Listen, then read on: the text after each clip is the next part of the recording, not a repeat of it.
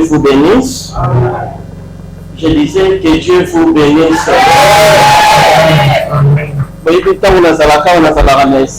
Parce que ici c'est ma maison. Amen.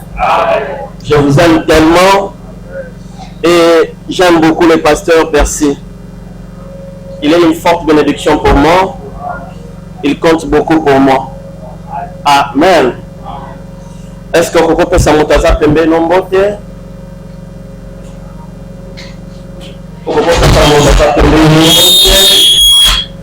Et ça est monté à bien, c'est qui ça y est, le bannement le bail à bien, et on s'en va quitter comme un casse.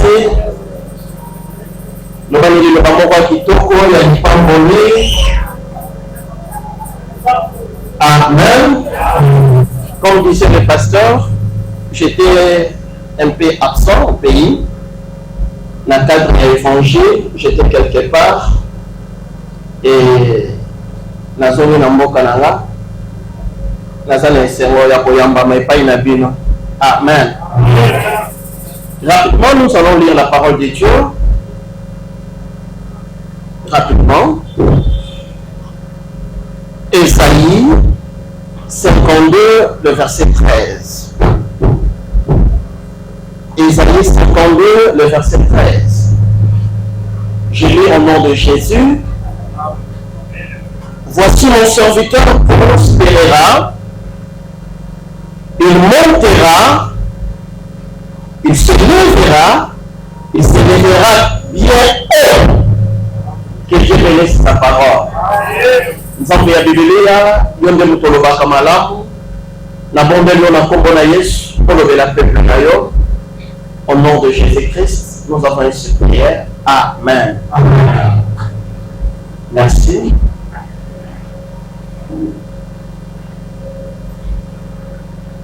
Merci beaucoup. Il m'a été demandé de parler ou de partager avec nous un thème, la haute dimension. La haute dimension. La haute dimension. Est-ce que tu savais? Est-ce que tu connais ce là? Est-ce que tu peux partager le Nzambe? La haute dimension. Nous venons de lire un passage. Dans ce passage, c'est la pensée de Dieu, né et Chami Awa. C'est Dieu qui parle. Il dit ceci: mon serviteur. Ici, c'est la pensée de Dieu pour son serviteur. Mon serviteur, il montera. Et dans la pensée de Dieu, Dieu veut voir son serviteur monter. À ce qui en est fait. Alors dit, il prospérera. Il montera. Il prospérera, il s'élèvera très haut. Dans notre version, on nous dit ceci: il montera, il sera placé très haut. La ligne expliquée au bout. La logique qui est Nzambe. Nzambe a sa contre-été, peut la placer très haut. Dans la pensée de Dieu, Dieu n'est pas contre que nous vivons dans la haute dimension. D'ailleurs, selon Dieu, son serviteur, il faut vivre la haute dimension. Il faut vivre la dimension où il y a l'écolo. Mais il est attiré dans ma casse awa, il y a les balais des années. Esaïe, Dieu n'a pas parlé de son enfant. Dieu n'a pas parlé de son fils. Mais Dieu a parlé de son serviteur. Cela signifie quoi? Que la haute dimension, le lieu qui est haut, est réservé aux serviteurs. Cela signifie quoi? Cela signifie, on oyo aza mwana ya nzambe akangi maboko avivre haute dimension te. Mais oyo aza mwana ya nzambe aza na kati na exercice yende nzambe aza na posa amata aza na tie. Est-ce que je parle à quelqu'un? Cela veut dire pour nous être très haut placés, pour avoir des dimensions supérieures, il faut aussi la carte de Moussala. Il faut dans la serviteur. Est-ce que je peux évoluer? Est-ce que je peux évoluer? Alors, pendant que je méditais tout autour de ce thème, on a découvert 3 clés dans les partager là. 3 clés majeures qui nous amènent à la hauteur. On a découvert 3 clés. On est comme un la hauteur. Clé à l'émotion, on a découvert les amis. C'est le refus de ton état initial. Ce que nous disons, on est la hauteur. On lui dit, on vit dans haute dimension. Première clé, il faut au moins la dimension initiale là. Il faut au moins l'état initial là. C'est-à-dire, il faut qu'on ait un désir de haute dimension. Parce qu'on a besoin de vivre en haute dimension, mais non, et ça, parce qu'on est pas bon, il y a qu'une longue dimension initiale là-bas. Et par désirer qu'une haute dimension, il y a un élément à côté. Mais les gens soulignent l'autre. On a besoin de désirer que ça y a l'autre. Mais les gens pas qui se l'autre. On a besoin de désirer que on se dans l'autre. Mais les gens contre les l'autre. On a besoin de est-ce que je peux parler? Je suis dans la Bible. Je vis un homme au nom de Zachée. Luc 19. Luc 19. Je prends le verset 1 jusqu'au verset 4. Je lis au nom de Jésus. Jésus était entré en Jéricho, traversait la ville. Voici un homme riche appelé Zachée, chef des publicains, cherchait à voir qui était Jésus. Il ne pouvait pas y parvenir à cause de la foule, car il était de petite taille. Il courut en avant et monta sur un sycomore pour le voir, parce qu'il devait passer par là. Que Dieu bénisse sa parole.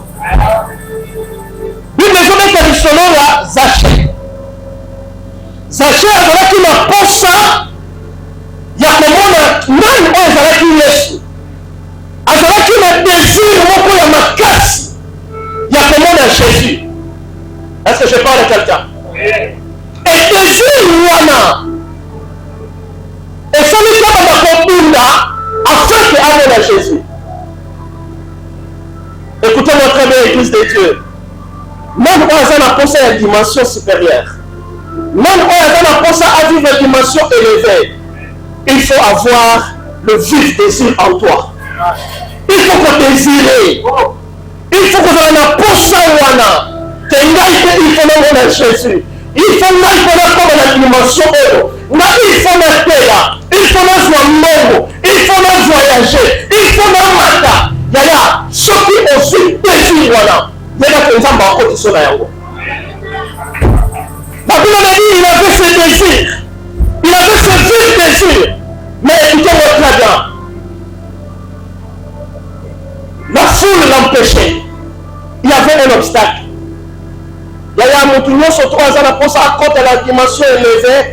Et c'est même qu'on y a que ça aura toujours un obstacle. Il y a ceux qui ont dit aucun musique à la vie. On a dit autre position pour élever la vie. Ça là est fort. On découvrir obstacle et ça n'est pas au côté. Pour ma préparer ma désir là. Mais un autre est empêché par un obstacle de notre quelconque. Sachez, à ce fort, il y a comme détecté obstacle il peut pas percer. Il y a une question de question des autres d'ailleurs. Je vous trouve le désir, il y a autre dimension, obstacle dans les familles. Faites l'effort. Il y a comme nous découvrir obstacle d'ailleurs. Et la deuxième des choses, la Bible me dit, à découvrir obstacle et à découvrir faiblesse, ça y est. La Bible me dit, la foule l'empêchait et il était de petit taille. La Bible a souligné comment il va être capital. La course, il y a haute dimension, donc il faut aller dans l'obstacle, mais comme il y a la faiblesse de mon côté. Il y a attention, qu'on nous a consolé avec la moninga. Attention, qu'on nous a consolé avec la moninga. Namoni batimi bale na Bible bazalaki na kosa ya mwana Jésus. Batimi na sachet. Mais écoutez-moi très bien. Bamoni bale obstacle na bango ezalaki foule. Mais faiblesse na bango ezalaki mon côté. Faiblesse ya sachet ezalaki taille. Mais faiblesse ya batimi ezalaki misu. Balingi na école. Je peux parler? Yoga, wana utokozala na faiblesse. Ya kinyuma soki kozala obstacle oyo eza koempêche biso tokota na haute dimension mais faiblesse ekozala moko te. mosusu asalaki ndumba mpona kosa nzoto, mosusu asalaki ndumba kozwa mbongo.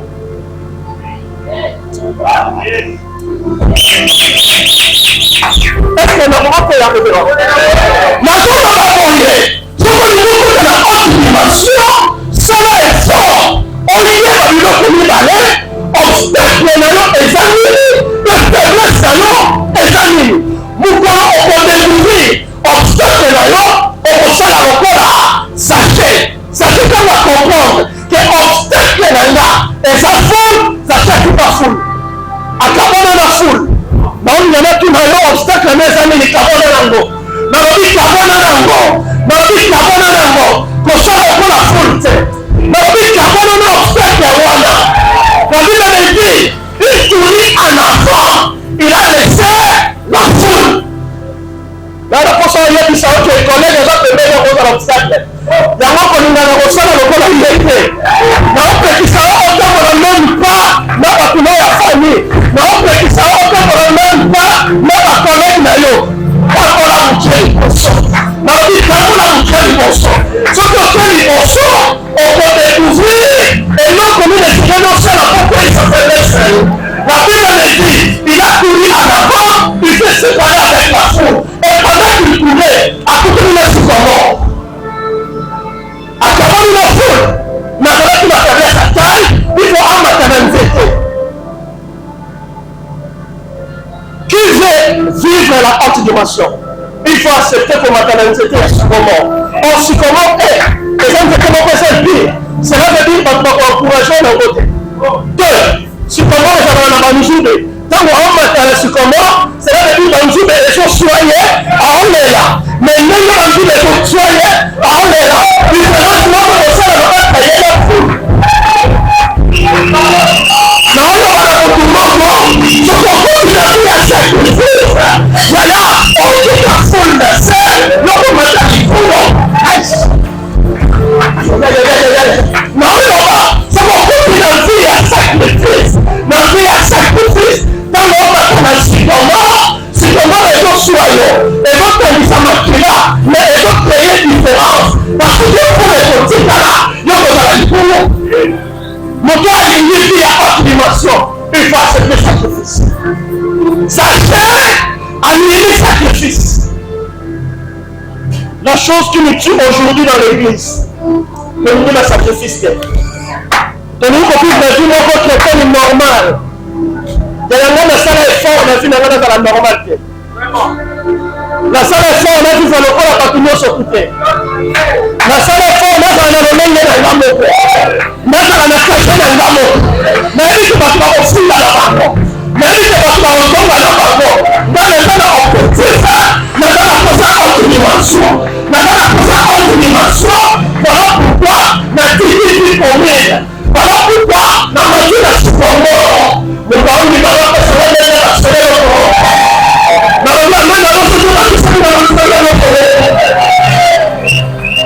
Sycomore. Est-ce que vous pouvez accepter le sacrifice soit là? Est-ce que vous pouvez accepter? Comment on va pas m'olayo? Comment on va apprendre l'olayo? J'ai parlé la première clé, le désir d'être haut placé. J'ai parlé du premier point, le désir d'être haut placé. Nous parlons des achats. Yo désir nous aux anawos. Vous avez des désir aux anawos normal. Mais nous sommes les locaux. Dans la bien, les phrases très importantes. Dans la bien. Mon frère, nous connaissons la vie, nous sommes comme normal. Il n'y a pas que on va souter. Il n'y a pas que on va t'assouter. La bandera wo? Papa n'a pas bandera? La vie là yo, sommes comme on est yo surtout normal. Il n'y a pas un bien, on va t'assouter, on va souter. Ceux qui ont désiré à cater, il n'y a pas un bien, on va t'atter, on va t'atter. Je peux avancer?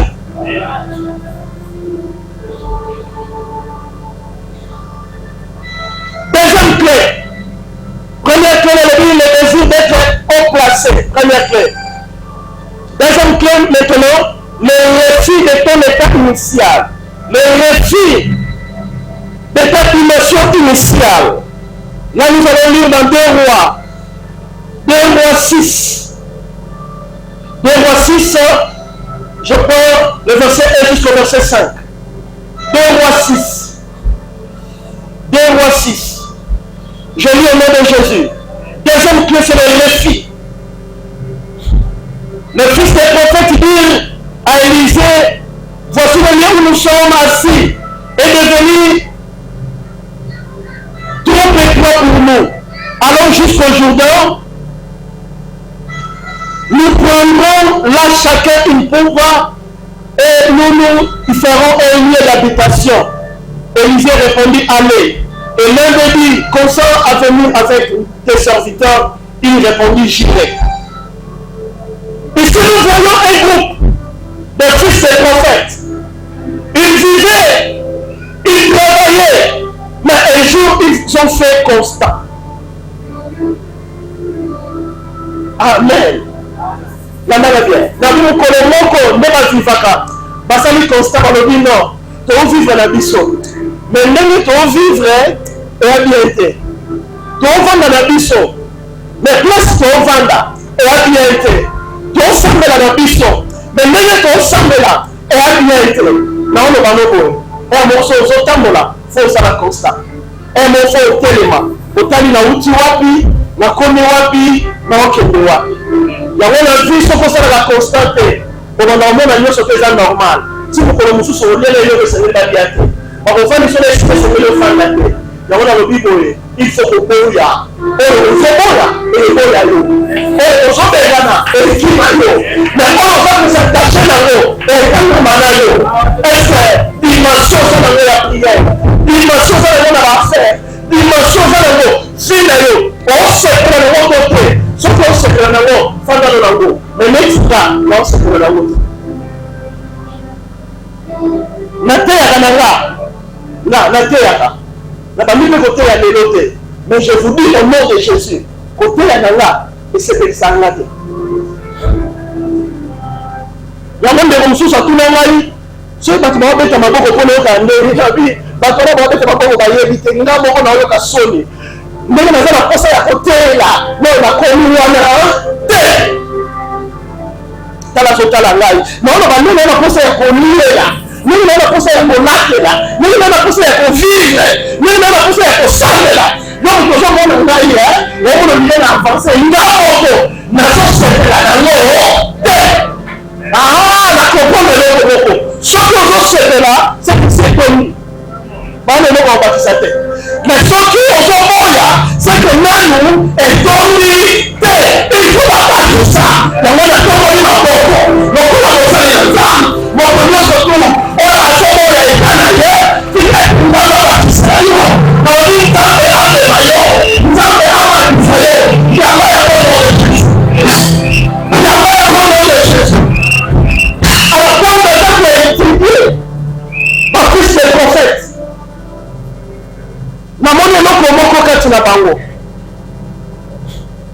Et donc, on est sepeli souvent. Un, basali constant. Deux, s'engager par contre à la moussala. Ah, nazo comprendre. Que ça la constant, il y a fini et ça bien.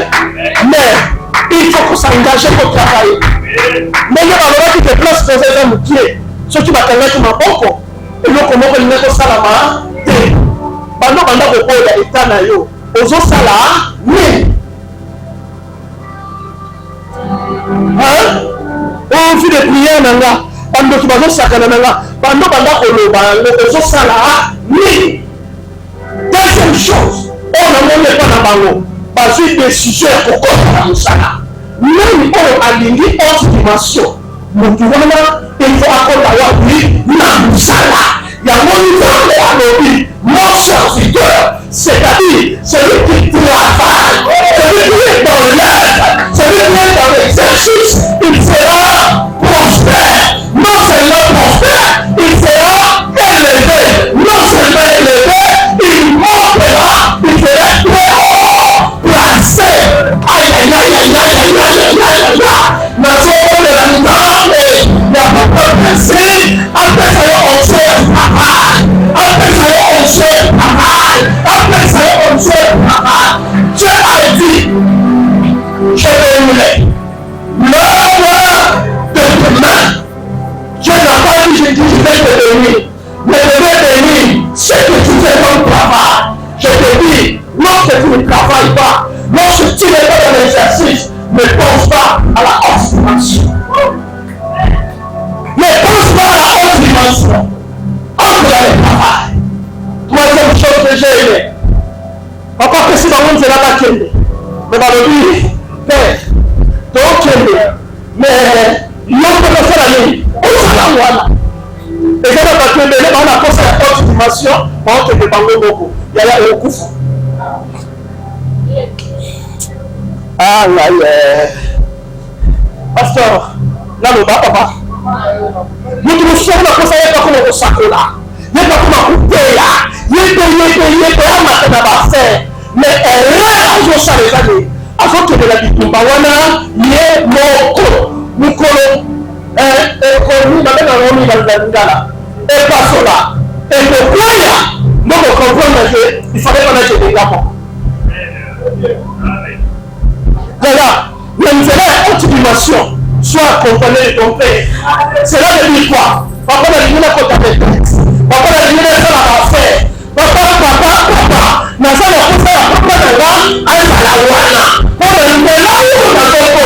Et quand je l'ai à l'hyper, et quand je l'ai à Bakoua, quand on va combattre là, mon père va se lever pour le coup de là.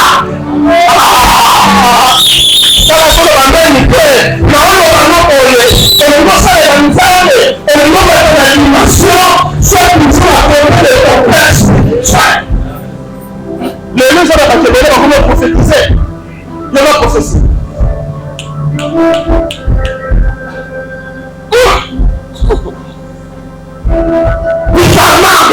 Bizarrement. Prophétiser va donner bizarrement. Je m'ai amené bizarrement. Bon, tu me retrouves là-bas, on m'a parlé de ça là. Et de la baby. Bon, il essaie. À son côté, on va dire, mais quoi, tu ne peux pas. Donc, on va laisser le camarade, moi, il y a pas. Exact. Tala ndeko moko yo comprendre moi na mobali waka ndonga lingio oyo na kukusela ya sous puta on a ko ko sa papa telemela papa je sobe papa telemela kaba papa ba nika ko chakito papa frère wana akotala lingio kaso ni autre dimension ko ta mariage. Il y a encore qui sa papa d'ailleurs dans le début. Il y a aussi qui sa papa dans le bas. Papa n'a pas été, papa n'a pas été. Et si on est qui le Kimbelo, on est qui le Namjungu, on est qui le côté. Et si on est qui, on doit aller sa papa. Papa ça là, oui. On est pas. On se met pas de mimi sangal. Écoutez-moi très bien. Nous allons encore compte à Wana. Et ça, c'est la haute dimension. Quand on a le côté. Ma fille, c'est prophète dans le Bible. Toi, mais quand on est là, papa. Papa, on tire à la télé. On fait ces choses-là. Mais permettre de faire un bolanayo. Un enfant intelligent. Il est toujours accompagné de son père. Quand l'enfant est accompagné de son père, cela signifie quoi? Il fait tout en informatique son père. En cherchant la bénédiction de qui? De son père. Vous allez voir dans les lotés. Vous avez un bon pasteur. Vous avez un bon père. Vous avez un pasteur à Vous avez un pasteur à Mabé. Mais il vous une goulou. Vous avez un bon père. Voilà pourquoi on a ôté à l'eau. Ça va le la fiche de prophète. Parce qu'on compte là à haute dimension. Mais ils ont informé leur père.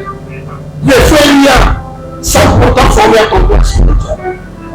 Je peux évoluer? Est-ce que je peux parler? Merci beaucoup de travailler sur ma boue pour papa Naïva.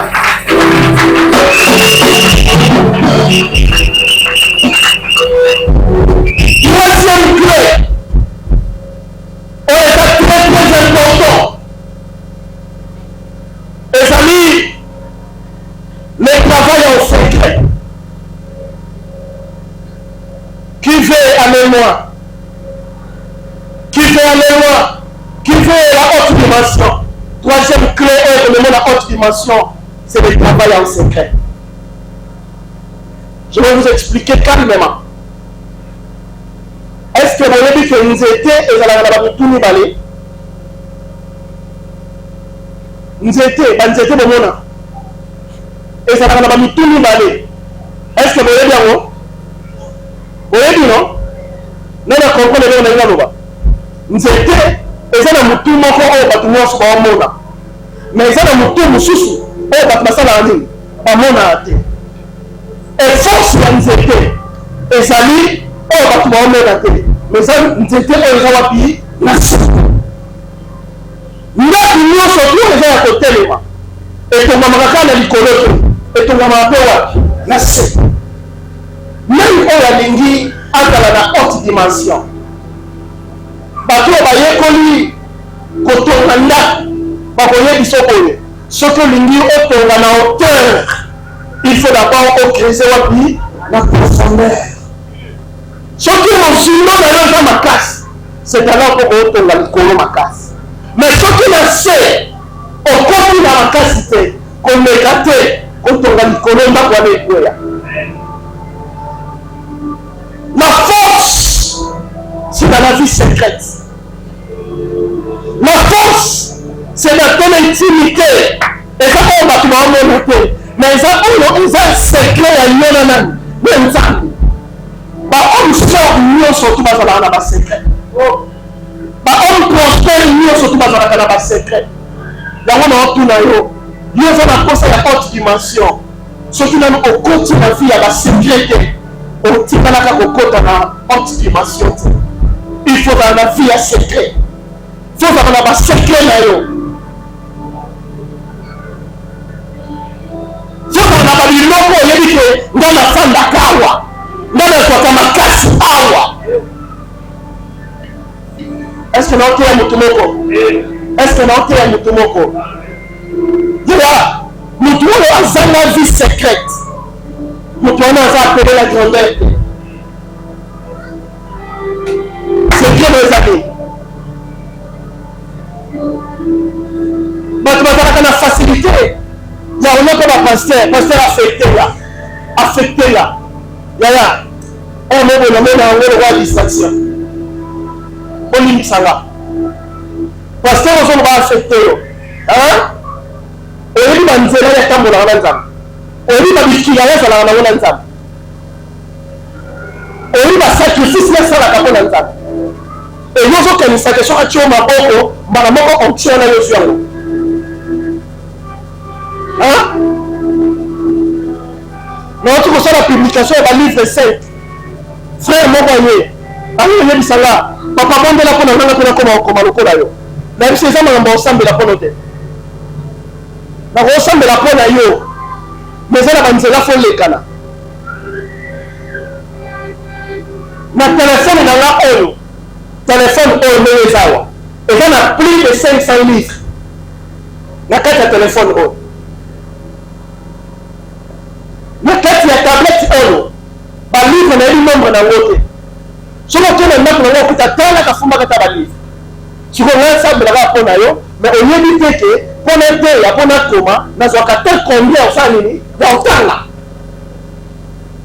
donc moi je comprendre là omoni motusaka tie boye bato bakwei oyo affecte ngana mpe na tia boye bato bakweya non naa na mposa yo nde oyeba baseke odéveloppe intimité odéveloppe vie seke moko oyete bato bakomona baresultat mais soki oboyi ya seke otikalaka koapparaître bato ebele baza na mposa ya koapparaître mais baponsani ke force ya koapparaître eza kokeya yango na otinda yo kota na vie ya sacrifice kota na vie ya misala ya makasi ya secret. Jésus prêchait la journée, mais la nuit il était où? Il était dans la prière. Nous pensons que les côtés gazo pambolama, mais bon on a bien, aïe ko pesa bible, aïe ko pesa offrande, aïe ko de la babola. Voilà, ça a un secret. Ça a un secret. Ça a un secret. Nous faisons la vie dans l'eau, on y va créer, on le matisaka. Est-ce que dans la vie dans l'eau, il y a une coloniose? Qu'on a même pas tombé notre. Qu'on soit dans le corps avec eux. Luka au corps dans mon signe, il y a un exemple. Il y a la vie. Il y a une dimension élevée. Amen. Amen. Na tendo la nzambe